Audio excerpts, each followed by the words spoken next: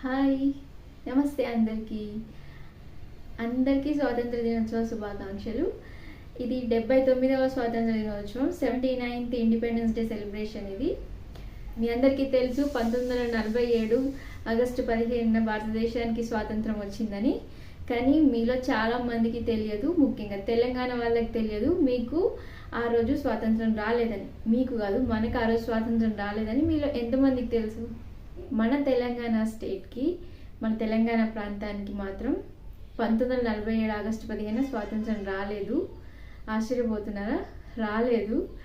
అయితే ఇండియాకి స్వాతంత్రం రాకముందు ఇండియా బ్రిటిష్ వాళ్ళ పాలనలో ఉండేది. అయితే అలాగే తెలంగాణకి స్వాతంత్రం రాకముందు తెలంగాణ నిజాం పరిపాలనలో ఉండేది. అయితే తెలంగాణకు ఎందుకు ఇండియాతో పాటుగా స్వాతంత్రం రాలేదో ఒకసారి తెలుసుకుందాం. వీడియోని స్కిప్ చేయకండి, మొత్తం చూడండి. చాలా ఇన్ఫర్మేటివ్ వీడియో. మీ పిల్లలకి చూపించండి, షాక్ అవుతారు. ఎందుకంటే ఎవ్రీ ఇయర్ ఇండిపెండెన్స్ డేకి స్కూల్కి వెళ్తున్నాం, వస్తున్నాం. కానీ మన తెలంగాణకి ఇండిపెండెన్స్ 1947 15th ఆగస్టులో రాలేదా అని చెప్పి వాళ్ళు సర్ప్రైజ్గా ఫీల్ అవుతారు. కాబట్టి తప్పకుండా చూపించండి, మీరు కూడా తెలుసుకోండి వీడియోని మొత్తం చూసి. ఇండియాకి ఇండిపెండెన్స్ రాకముందు ఇండియాలో princely states and British provinces అని రెండు రకాల ప్రాంతాలు ఉండేవి. ప్రిన్స్లీ స్టేట్స్ అంటే సంస్థానాలు, భారతీయ సంస్థానాలు. అవి భారతదేశ రాజుల పరిపాలనలో ఉండేవి. ఇంకా బ్రిటిష్ ప్రావిన్సెస్ అంటే బ్రిటిష్ వాళ్ళ పరిపాలన కింద ఉండే ప్రాంతాలను బ్రిటిష్ ప్రావిన్సెస్ అంటారు. అయితే ఇండిపెండెన్స్ తర్వాత ఈ బ్రిటిష్ ప్రావిన్సెస్ ఇంకా ప్రిన్స్లీ స్టేట్స్ ఇవన్నీ భారతదేశంలో కలిసిపోయి స్టేట్స్ లాగా ఫామ్ అయ్యాయి. కానీ ఒక 3 ప్రాంతాలు, ఒక 3 సంస్థానాలు మాత్రం ఇండియాలో కలవం, మేము సపరేట్గా ఉంటామని అనుకున్నాయి. వాటిలో ఒకటి తెలంగాణ. తెలంగాణ అంటే అప్పటి హైదరాబాద్ స్టేట్. హైదరాబాద్ స్టేట్ అంటే అందులో 3 ప్రాంతాలు ఉన్నాయి. ఒకటి తెలుగు మాట్లాడే తెలంగాణ ప్రాంతం, అంటే ఇప్పుడు మన ప్రజెంట్ ఎంటైర్ తెలంగాణ ప్రాంతం. మరాఠీ మాట్లాడే ప్రాంతాలు కొన్ని, ప్రజెంట్ మహారాష్ట్రలో ఉన్నటువంటి కొన్ని ప్రాంతాలు. ఇంకా కన్నడ మాట్లాడే కన్నడ ప్రాంతాలు, ప్రజెంట్ కర్ణాటక స్టేట్లో ఉన్నటువంటి కొన్ని ప్రాంతాలు. ఈ 3 కలిసి హైదరాబాద్ స్టేట్లో ఉండేవి. అయితే ఈ హైదరాబాద్ స్టేట్ ఇండియాతో ఇండిపెండెన్స్ వచ్చిన తర్వాత నేను కలవను, సపరేట్ స్టేట్గా అంటే ఒక సపరేట్ దేశంగా ఉంటానని చెప్పి భారతదేశంతో ఒక అగ్రిమెంట్ని అయితే ఏర్పాటు చేసుకుంది. అది 1947 నవంబర్ 29వ తారీఖున యథాతథ ఒప్పందం అని, స్టాండ్ స్టిల్ అగ్రిమెంట్ అంటారు దాన్ని. ఈ ఒప్పందాన్ని ఏర్పాటు చేసుకొని మేము సపరేట్ కంట్రీ లాగా ఉంటాం, ఇండియాతో కలవమని చెప్పేసి నిజాం భారత ప్రభుత్వంతో ఈ అగ్రిమెంట్ని చేసుకున్నాడు. తెలుగు మాట్లాడే తెలంగాణ ప్రాంతం, కన్నడ మాట్లాడే కన్నడ ప్రాంతం, మరాఠీ మాట్లాడే మరాఠీ ప్రాంతం, ఈ 3 కూడా నిజాం పరిపాలనలోనే ఉండేవి. ఈ 3 కూడా హైదరాబాద్ స్టేట్లోనే భాగంగా ఉండేవి. ఆ టైంలో హైదరాబాద్ స్టేట్ని పరిపాలిస్తున్నటువంటి నిజాం ఎవరంటే 7వ నిజాం, అతనే చివరి నిజాం. అతని పేరు మీర్ ఉస్మాన్ అలీ ఖాన్.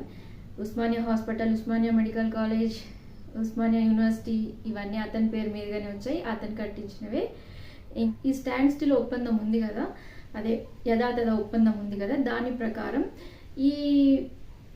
ఈ తెలంగాణ, ఈ హైదరాబాద్ స్టేట్ వెపన్స్ని, తన దగ్గర ఉన్న వెపన్స్ని ఇంకా పెంచుకోవడానికి ట్రై చేయకూడదు, కొత్త వెపన్స్ని కొనకూడదు, ఇంకా ఇంటర్నల్ డిస్టర్బెన్సెస్ని క్రియేట్ చేయకూడదు అని ఒక నిబంధన ఉండేది.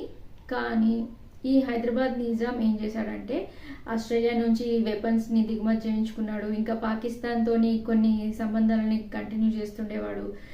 ఇంకా యుఎన్ఓలో కూడా మేము ఇలా సపరేట్ స్టేట్గా ఉండాలనుకుంటున్నాం అని చెప్పేసి ఒక కంప్లైంట్ ఇచ్చాడు. ఇవే కాకుండా అప్పుడు హైదరాబాద్ స్టేట్లో రజాకార్స్ అనే ఒక సైన్యం ఉండేది.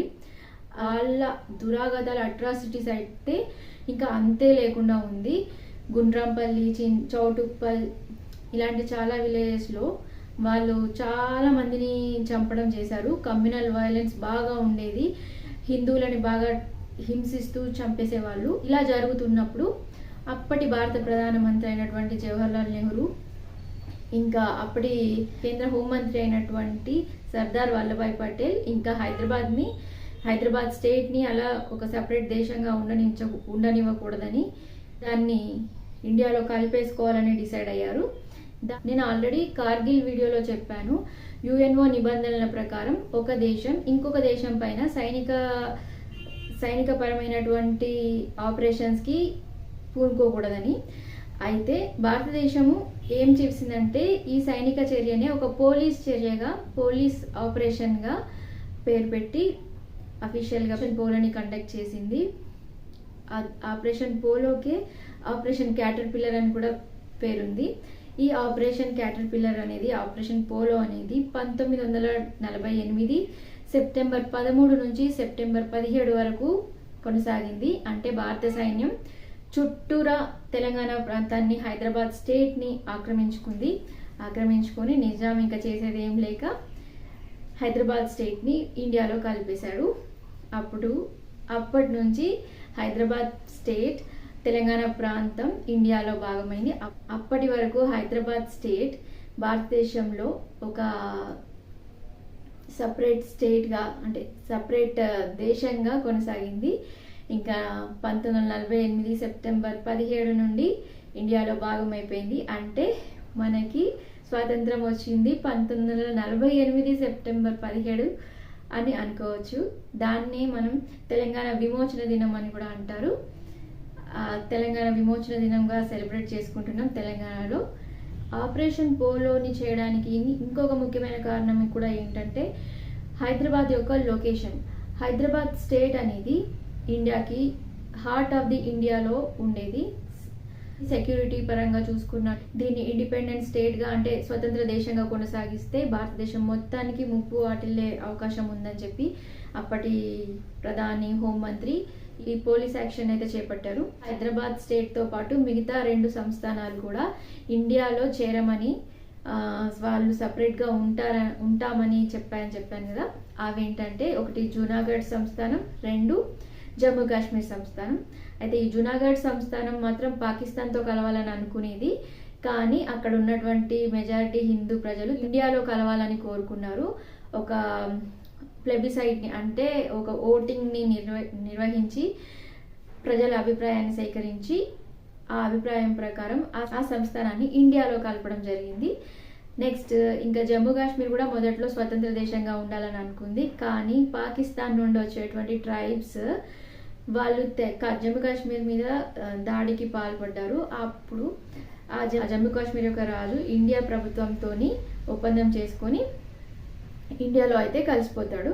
అలా ఈ 3 ప్రాంతాలు కూడా ఇండియాలో కలిసిపోయాయి. ఎలా ఉంది వీడియో? చాలా బాగుంది కదా, చాలా ఇంట్రెస్టింగ్ ఉంది కదా.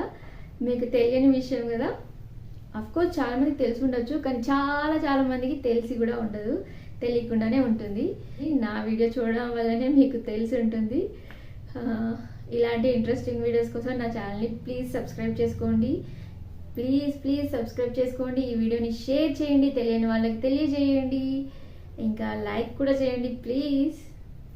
Bye, take care, happy independence day.